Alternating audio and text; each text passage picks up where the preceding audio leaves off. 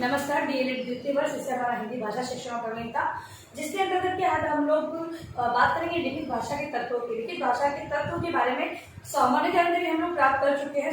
वर्ण, शब्द, वाक्य, इसके अलावा मुहावरे युक्त भाषा, लोकोक्तियां, इनका प्रयोग करना, या फिर ये कहें हम लोग कि शब्दों की जो विचारों की संबंधता होता है उसका विशेष ध्यान रखा जाता है।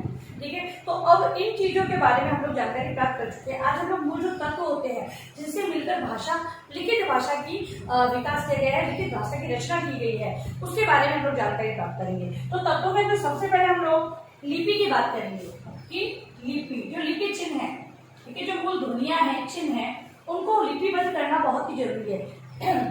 लिखित रूप में अगर हम उसकी जानकारी प्राप्त करना चाहते हैं, अगर बालकों को हम बच्चे बोलना जरूर जानते हैं, लेकिन जब भाषा की बात आती है तो लिखित रूप में उन्हें स्वर व्यंजनों का ज्ञान हम लोग करवाते हैं। वो ज्ञान करवाने से क्या होता है, उनसे लिपि चिन्हों के बारे में वो जानते हैं तथा उसका प्रयोग करना, व्यवहार में उसका प्रयोग किस प्रकार किया जाता है, ये सारी समझ विकसित होती है। तो लिपि चिन्ह बहुत ही आवश्यक है। तो लिपि के तत्वों के सबसे पहले लिपि के बारे में बात करेंगे। तो लिपि लिखित भाषा, लिपि लिखित भाषा का मूल तत्व है। मूल तत्व है जब तक लेखक को इस लिपि का स्पष्ट ज्ञान नहीं होता, स्पष्ट ज्ञान नहीं होता, तब तक वह अपनी मौखिक भाषा को लिखित रूप दे ही नहीं सकता। ठीक है, तो पहली बात देखो, बालक है, अगर हम बात करें बच्चों की, छोटे बच्चों की बात कर लेते हैं। बच्चा घर पे, अगर हम कहें कि अगर कहीं पर हिंदी का माहौल है तो हिंदी भाषा का प्रयोग तो वो कर रहा है, लेकिन अगर उसे कहा जाए कि आप लिखकर बताओ, जो आप बोलना चाह रहे हैं वो लिखकर बताओ, तो उसे लिपि चिन्हों का ज्ञान नहीं है तो वो लिखकर नहीं बता सकता। तो इसीलिए कहा गया है, यहाँ पर लेखक के बारे में बताया गया है कि अगर लेखक को लिपि चिन्हों का ज्ञान नहीं है तो उसके विचार कितने भी अच्छे हैं, वो कितना भी अच्छा प्रस्तुतिकरण देता है, लेकिन वो उसे लिखित रूप प्रदान नहीं कर सकता। तो लिपि चिन्ह है वो महत्वपूर्ण तत्व है लिखित भाषा के लिए। दूसरा है शब्द। शब्द भाव विचार एवं अनुभवों की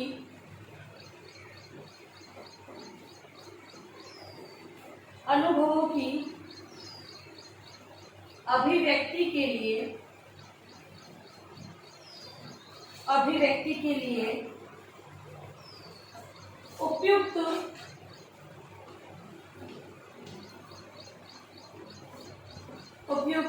शब्दों का प्रयोग करना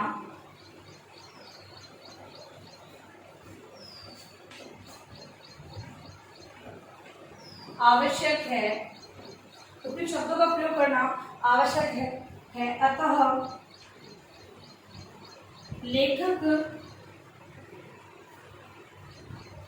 का शब्द ज्ञान विस्तृत होना चाहिए। हम लोग देखते हैं भाषा की जब बात करते हैं तो अलग अलग जगह भाई, अगर मान लो कहीं कहीं ऐसे जो जैसे सेंटेंस जैसा वाक्य होता है, वाक्य के आधार पर शब्दों का गठन किया जाता है।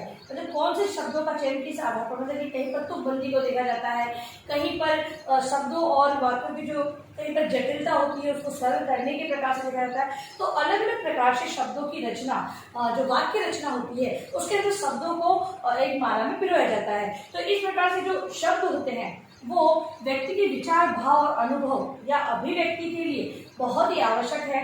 अगर व्यक्ति अपनी अभिव्यक्ति को बहुत ही अच्छा, प्रभावी बनाना चाहता है तो उसे अलग अलग तरह के शब्दों का प्रयोग करना आना चाहिए। इसीलिए कहा गया है लेखक का शब्द भंडार जो है वो कैसा होना चाहिए, वो विस्तृत होना चाहिए। तो लिखित भाषा के अंतर्गत यदि शब्दों का जो विस्तृत ज्ञान है वो प्राप्त नहीं हो होगा तब तक लिखित भाषा को सही रूप प्रदान नहीं किया जा सकता।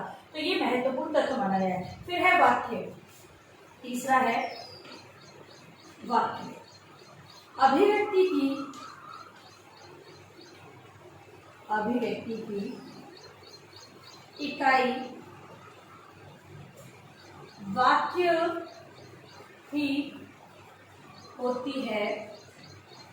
ही होती है, चाहे वह अभिव्यक्ति मौखिक हो या लिखित। वाक्यों के आधार पर ही समझाया जाता है, मौखिक हो या लिखित। भाषा अपने प्रयोजन में तभी खरी उतर सकती है जब लेखक सर्वमान्य वाक्य रचना का प्रयोग करें। अगला तत्व है वाक्य। अगर लेखक है वो अपनी अभिव्यक्ति के अंतर्गत सही वाक्यों का प्रयोग नहीं करता है या वाक्यों की जो रचना है वो सही प्रकार से नहीं की जाती है। हम लोग देखते हैं कि कभी कभी हम लोग पढ़ने पर ही हमें जो पठन है वो थोड़ा अटपटा लगता है। ऐसा क्यों लगता है? क्योंकि वहां पर वाक्यों का जो सेंटेंस जो मेंटेन किया जाता है वो सही तरीके से नहीं होता है। इस आधार पर हम कहते हैं कि ये तो गलत ही लिखा है, ये ऐसा होना चाहिए था। कब कह सकते हैं? जब हमें उसके बारे में जानकारी हो। तो लेखक को वाक्यों की जो रचना है उसके बारे में बहुत अच्छी तरीके से जानकारी होना बहुत ही आवश्यक है, तभी वो अपने विचार है, भाव है, उनको लिखित रूप में सही प्रकार से अभिव्यक्त कर सकेगा।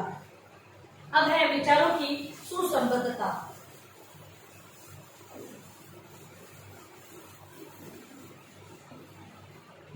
अगला है विचारों की सुसंबद्धता, मतलब कि अच्छी संबद्धता। अच्छा वाक्य जब बनाया जाए तो उसमें जो विचार जो प्रस्तुत किए गए हैं, एक लेखक है जो उसके मन में विचार आ रहे हैं, भाव आ रहे हैं, जो प्रस्तुत करना चाहता है वो अपने आप में एक अच्छे प्रकार से संबंधित होने चाहिए।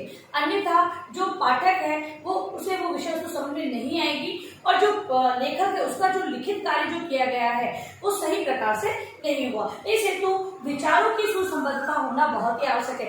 उदाहरण के लिए अगर कोई लेखक यात्रा वृत्तांत लिख रहा है तो यात्रा के अंतर्गत प्रारंभ करने से लेकर अंत तक का जो वर्णन है वो इसी प्रकार क्रम रूप में आपस में संबंधित होना चाहिए। पहली बात कहने के बाद सीधी तीसरी बात कह दी, तीसरी के बाद दूसरी कहेंगे तो वो जो तारतम्यता है वो नहीं बनेगी। इसलिए तो विचारों की जो सुसंबद्धता है वो होनी बहुत ही आवश्यक है। अगला है विषय अनुकूल भाषा शैली का प्रयोग। विषयानुकूल भाषा शैली। अगला तत्व है भाषा शैली। जिस प्रकार का वर्णन किया जा रहा है भाषा शैली भी उसी प्रकार की लेनी बहुत ही आवश्यक है। अगर भाषा शैली का प्रयोग में अगर थोड़ी समानता मतलब जैसे कि अगर हम ये कहें कि एक लेखक ने अपने भावों विचारों को उस शैली में वर्णन किया तो दूसरा चाहे कि मैं भी उसी में लिख लूं, तो ऐसा नहीं है। जब तक कि हमें उपयुक्त वातावरण विषय वस्तु के आधार पर भाषा शैली का चयन करना बहुत ही आवश्यक है।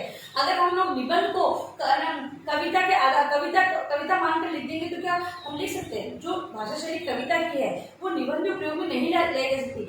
निबंध होते हैं उसके अंतर्गत जो कहे कि हम लोग उसके अंतर्गत विचारों भावों की प्रधानता मानते हैं और जो कविताएं होती है वो सौंदर्यपूर्ण होती है, भावपूर्ण होती है, उनको जानना पड़ता है। ठीक है, तो यहाँ पर कविता में निहित भाव है, रस है, उसको ध्यान में रखकर एक कवि है वो अपनी शैली का प्रयोग करेगा और यहाँ पर निबंध को ध्यान में रखकर उस शैली का प्रयोग वो करता है। इस आधार पर भाषा शैली है वो विषय वस्तु के आधार पर आधारित होनी बहुत ही आवश्यक है। अगला है लोकोक्ति और मुहावरे।